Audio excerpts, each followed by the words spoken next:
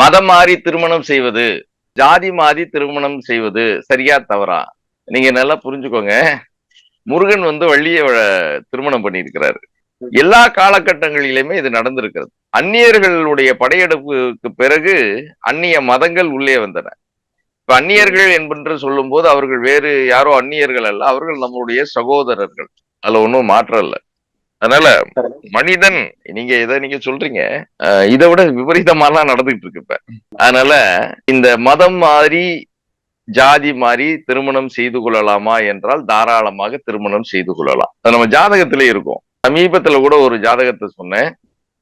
இஸ்லாமிய கணவன் ஆடவனை திருமணம் செய்து கொண்ட ஒரு பெண்ணினுடைய ஜாதகத்துல அந்த செவ்வாயோட ராகுனுடைய சேர்க்கை இருந்தது. அது நம்ம ஜாதகத்துல இருக்கும். ஆனால் இந்த திருமணம் சரியாக அமையுமா அமையாதா என்பதை நம்ம பார்க்கணும். பார்த்துட்டு நாம நம்முடைய நம்மை நாம் தூய்மை செய்து கொள்ளும் போது ஒரு இஸ்லாமிய இளைஞனை திருமணம் செய்து கொண்டவர்கள் நல்லா இருக்காங்க. இஸ்லாமிய பெண்ணை திருமணம் செய்து கொண்டவர்கள் நல்லா இருக்காங்க. அதே போல கிறிஸ்துவர்கள் இந்துவை திருமணம் செய்தவர்கள் நல்லா இருக்காங்க. ஏன்னா நம்ம தூய்மையாக இருந்தால் அதுல ஒன்றும் பிரச்சனை கிடையாது. நாம் தூய்மை இல்லாத போது நீங்க நம்ம மதத்திலேயே நாம திருமணம் செய்யறோம், நம்ம ஜாதியிலேயே திருமணம் செய்து கொள்கிறோம், பிரச்சனை பெருசா வெடிக்குதே. அதனால தாராளமாக திருமணம் செய்து கொள்ளலாம்.